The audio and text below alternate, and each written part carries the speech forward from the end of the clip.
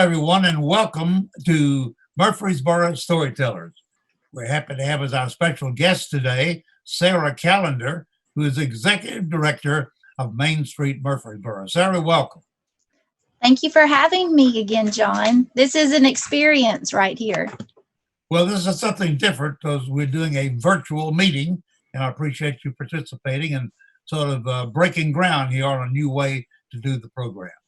Yes, Tell us about Main Street Murfreesboro, Sarah. Yeah, well, Main Street has been around in Murfreesboro for 35 years. This is our 35th anniversary, and Main Street is part of the National Historical Trust. The whole purpose of having a Main Street program is to maintain and promote and enhance the historic downtown as the heart of the community. So my job is to just remind people and get them to come downtown and support the small business owners and just provide events and activities to help keep the downtown thriving. I'm sure the current situation in this community and around the world has changed the business outlook for folks in downtown Murfreesboro. How has it affected the local businesses? Yes, this is unprecedented times for everybody, but it's really hit hard for the small business owner. They're just every day trying to figure out what to do in response to the governor's regulations with closing businesses and social distancing and reopening in stages. So when this first happened and all the small businesses, it was a slow trickle of trying to figure out, what's the response? Should they close? That was before the governor mandated that non-essential businesses close. So everybody was just trying to figure out if they felt like they needed to close. And it was more of a social pressure, I think, to finally, like, people just didn't want to come out. And so eventually everybody shut down. And at that point, I am so proud of the small businesses because, a lot of them were already set up to do online sales or to work with their customers online or virtually. But a lot of the small businesses weren't prepared for that. And so they had to really scramble and get websites created or start using social media to promote the merchandise sales that they had in their stores. So I want to give a shout out to a lot of small business owners who are used to a certain way of doing business, foot traffic and people coming in and talking with their customers, and all of a sudden they had no way to communicate other than social media and through their websites. But they did a great job. Well, certainly this has affected the life of every one of us, and we're having to do things differently from what we've always done. As we speak, have most of the downtown businesses reopened? Yes, last week when the barbershops and beauty shops were able to open back up, and that was a whole nother wave of people coming downtown. And there were lines of people waiting outside 6 feet apart to get into the barbershops with their masks on. The restaurants were the first to open back up. And lots of people, most everybody did the curbside pickup or the delivery. So that was another thing that they were doing. And the city was really good to work with the small businesses downtown. And 2 weeks ago, they allowed the businesses that wanted to have a curbside parking in front of their business. This is a temporary thing, but a couple of the businesses put out cones or signs, and so they have marked parking spots just for curbside pickup. So people that don't feel comfortable getting out of their car right now, but don't want to have to drive around the square and walk to the restaurant, so they can feel safe to just park in front of. Like I know Judy Goldie has some parking spots, and Country Gourmet and Puckett's has some spots. So that helps, especially the restaurants, to be able to take the food out to those that want to stay in their car. But pretty much everybody is open at this point. And somewhat back to normal, not really if ever, but at least operating and conducting their businesses. Right. I know it's so much work You say open back up, but it wasn't that easy. I mean, it took some of the businesses a week before they could open back up because they had to make preparations. They had to have their employees wear masks, and they had to have the gloves and the sanitation. They had to be able to clean the store in between customers, and it's a different way of doing things for these small businesses. So I know they had to work real hard, and they're still adjusting based on, how often they're going to be open and paying their employees to be there. And they had to get their employees to come back too and feel safe, that it was a safe environment for them to come back and work. So there was a lot of things that had to be figured out. Sarah, remind us of the area that Main Street Murfreesboro represents. So, well, Main Street, we have about a 46 block radius for downtown. So that's pretty large. If you think about, we're just really overseeing the business district. So it's kind of like a map that's just cut out all the houses around downtown, and it really just goes along the lines of where the businesses are. So kind of almost to Central Magnet down Main Street. Junior's Foodland is about the end of it. And then it just kind of winds around different streets downtown. So it's not just the square. There's over 300 businesses that occupy downtown Murfreesboro. I would not have ever guessed the number. Yeah. That's wonderful. Now, Main Street sponsors a number of events during the year. And let's talk about your calendar and how you're going to be able to present those and make the changes that are necessary. Yeah, just like everybody else that's a nonprofit that has events and stuff, this has affected us. And we had to cancel the May Jazz Fest, which was going to feature our middle and high school jazz bands in Rutherford County. And that was a huge disappointment, especially, I don't know if you paid attention to the day, but May 2nd was the most beautiful day outside, It really was, yes. And the last 2 years it's rained. So I was like, no. But we had to cancel that. And so we're trying to highlight a few students that are sending in videos of themselves playing on our Jazz Fest Facebook page. Now, it's been canceled, but not postponed, right? Say that again. I say it's been canceled and not postponed.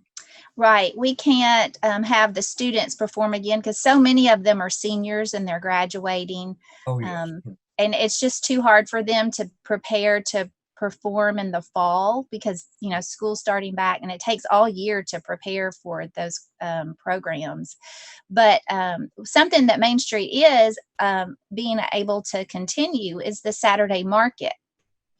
So I've met with both the county and the city mayor, and we talked about the different regulations that are recommended by the CDC and the different farmers markets around the state. And so we're trying to incorporate some of those recommendations to keep people safe. But ourselves, along with other farmers markets like at the Ag Center in Smyrna and Laverne, we're all starting back up because it is considered an essential, with food. So we're kind of in a different group than like a social gathering for a concert or something.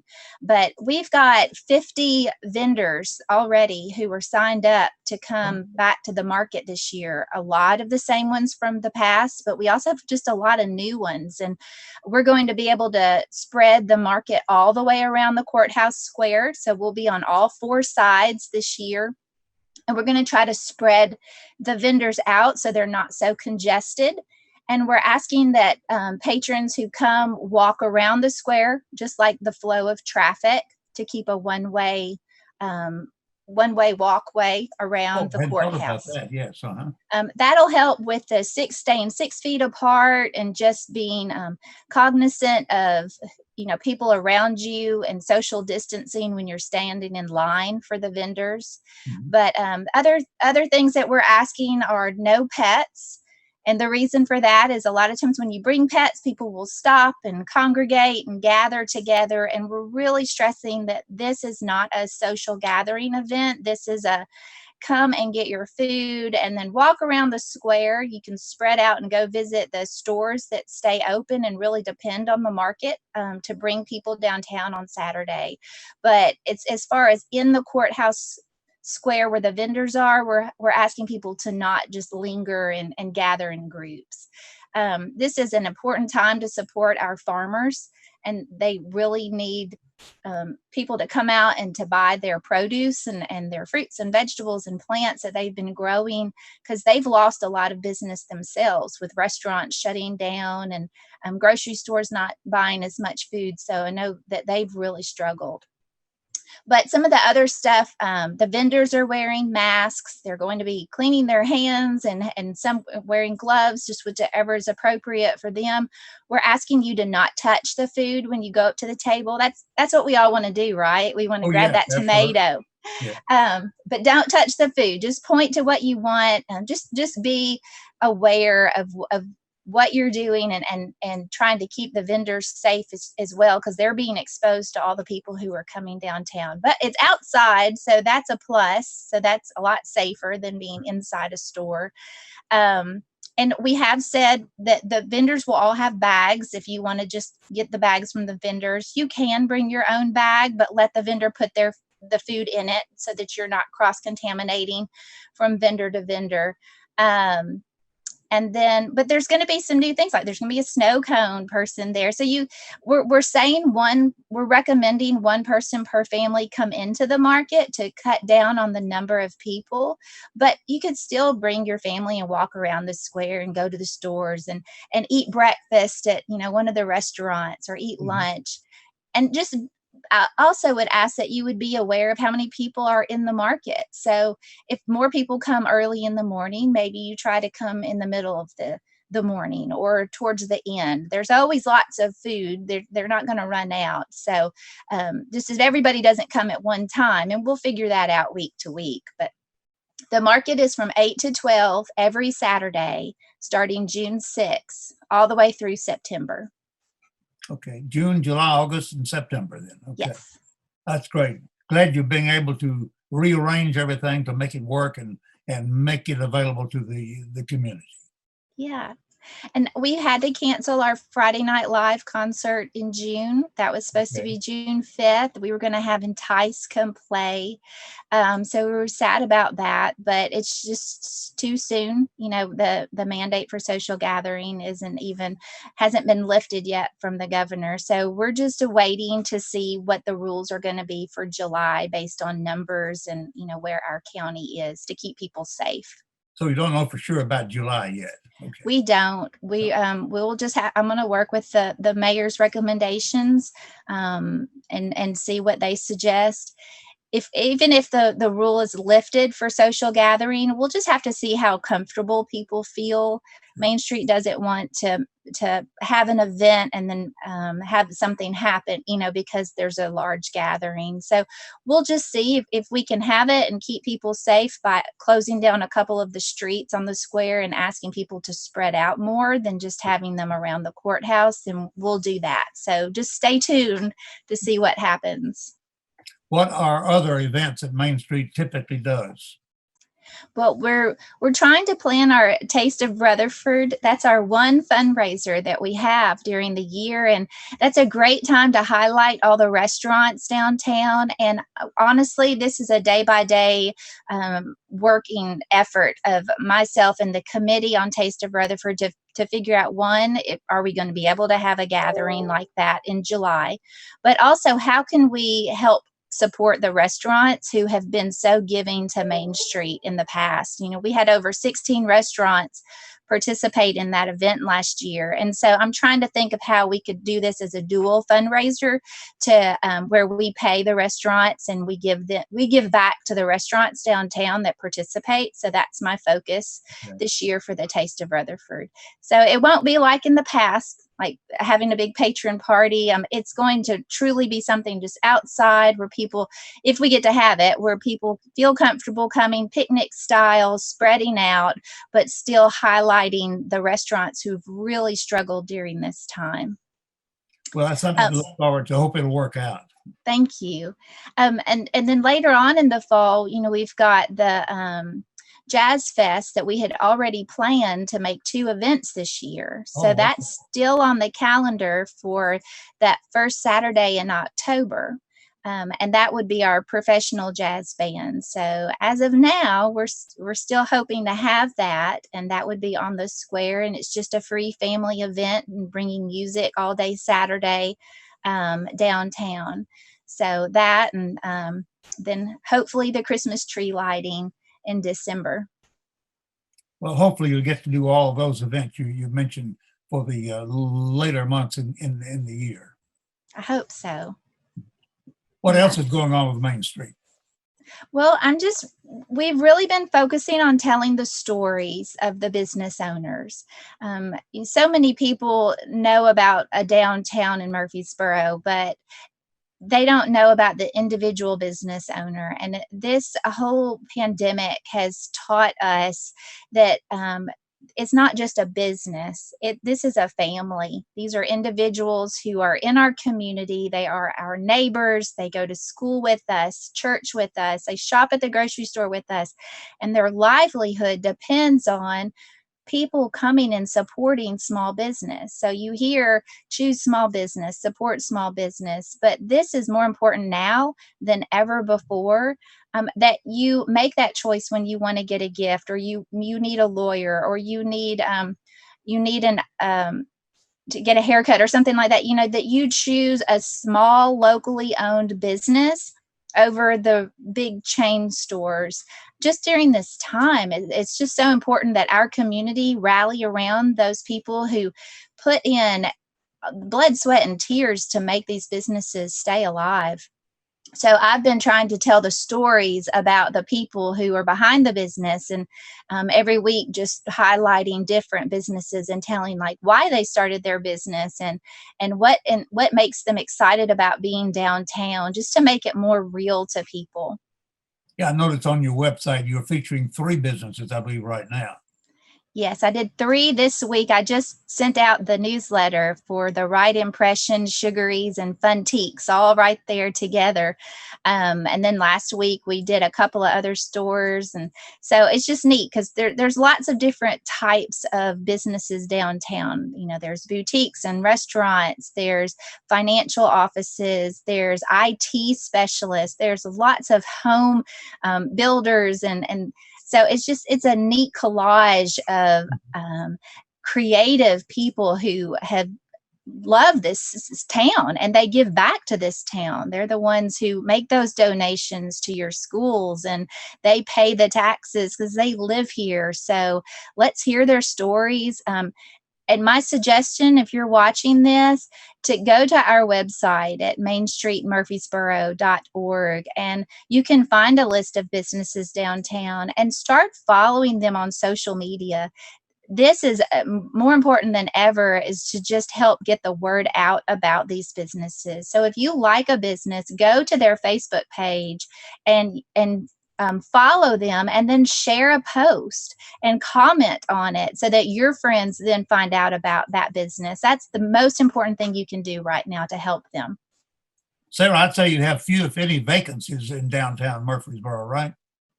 There's not that many empty buildings, and this is a neat time. Over the past 35 years, in the beginning, the Main Street program really focused on just the revitalization of the downtown square, making the sidewalks walkable and putting the lampposts up and just beautifying the downtown area. And then it became more just getting people to know about downtown by coming through the events that they created. But they've done such a great job over the years through this program. I see my focus now is on helping with the economic development of the downtown, and people want to have their business downtown. Like I get calls all the time. Do you know of any vacancies in buildings? So those buildings get snatched up pretty fast. There's a few that are still vacant, but there's people trying to get them and work through the deals of that. So you have to watch every month. There's a new business that's popped up, or someone has moved to a different building. So, and those small business owners, most of them rent those buildings. Those are historical old buildings that need work, and these small business owners, they rent these buildings, and then they put in their own money to renovate the building.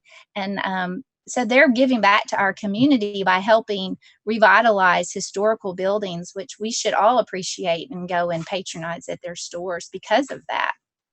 It's a wonderful revitalization growing up in Murfreesboro, because I remember when all the businesses were on the square or around the Uh-huh. square. So it's really a wonderful change in the business community of Murfreesboro. It is. And so many people still say, like, oh, I haven't ever been to downtown. So I would challenge you to find a neighbor or a friend who's not been downtown and take them with you. Show them how to drive around the square. Pick a restaurant to go have lunch and then walk around and look at the different businesses that are there. When you slow down and you walk around the square, you realize, wow, I didn't realize how many businesses there are. And we're excited about the First United Methodist Church building renovation with the Okay. hotel coming in. That's going to be just fantastic in the next 2 years, to bring a revitalization for the economic development of downtown, and new businesses having an opportunity to come downtown, and just to have a hotel will bring outside tourists and visitors. So that will be really neat. Will the sanctuary, what used to be the sanctuary of the church, will it be preserved? Do you know? Yes, that was part of the agreement with the city when they sold it, that they would have to keep the sanctuary and the chapel. That whole part of the church will stay the same. They're going to work on it and make it, look beautiful again. But we don't know what's going to be in it, whether it's going to be a music venue or an event space or a restaurant type facility. So we'll find out who wants that. Any other developments underway for downtown or the area around downtown? Well, Pinnacle Bank, the building that's the white building, Yes, right. they just got approval from the city. They're going to tear down that building and rebuild it. So it'll be 2 stories. It'll look like it's 3 stories. It's going to fit in, be more modern, but fit in with the historical aspect of downtown. So we're super excited about that building coming in. And then the courthouse itself behind me, they've been working so hard to renovate the outside of the courthouse building and to have it repainted and new pavers to keep it safer for people walking around. And they're almost done with that. They say everything will be done by the Saturday market in June. So I'm keeping my fingers crossed for that promise. But they're going to add new landscaping. And if you've noticed, over on the Big B side of the courthouse, they've added a wheelchair ramp to the bathrooms. So Yeah. when we have events and like Saturday market, the bathroom will be open to the public and it will be wheelchair accessible. So I want to say a big thank you to the Rutherford County government for choosing to put in that wheelchair ramp. Yeah, I'll say Mayor Ketron and others have certainly made a lot of progress with the downtown area around the courthouse. Yes.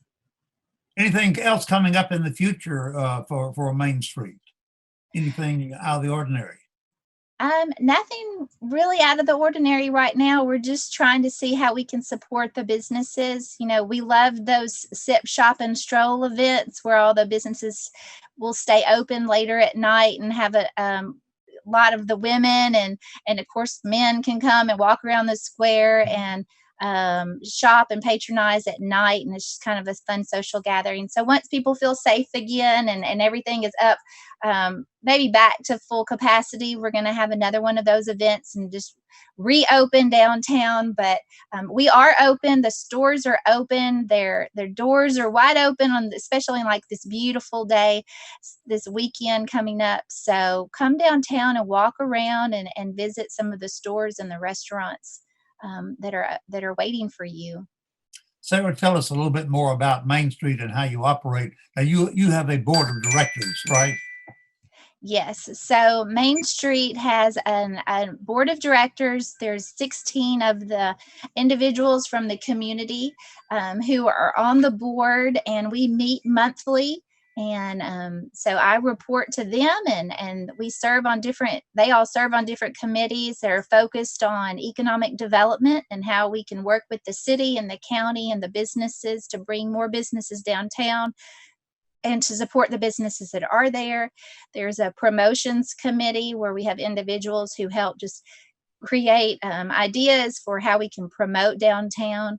And then there's a design committee. And so we work with businesses that are creating a new look or changing their outside facade, just to give recommendations for keeping the historical authenticity of the buildings. So there's lots of different focuses on Main Street, and we're located over at the Heritage Center. We got our own makeover, and we painted the building this year. It's a really neat black color, and had the signs painted back on, and added some lights. If you had one wish for something that you don't have or that you're not doing, would you have anything in mind that you'd like to include or add as far as your activities? I would love it once a month throughout the whole year, all of downtown stayed open late at night. I know in Columbia, they started that about a year ago, and they had a huge response from the community so that everybody knew, like, the first Friday of every month, come downtown and eat, and the stores will stay open. So shop local, and maybe have music. So that would be a dream of mine, is to have the downtown open late at night once every month. Okay, wonderful. Well, Sarah, this is great. We really appreciate all that's going on downtown and the efforts of everyone to try to get back to some sense of normality once again after the shutdown during the pandemic. Well, thank you. Congratulations for your work. Well, thank you for having me, John, and thanks for choosing to highlight the downtown and the small businesses, especially during this time. I appreciate you having me on your show. Well, thank you very much. Sarah Callender, Executive Director of Main Street Murfreesboro. Thank you for being with us. Thank you.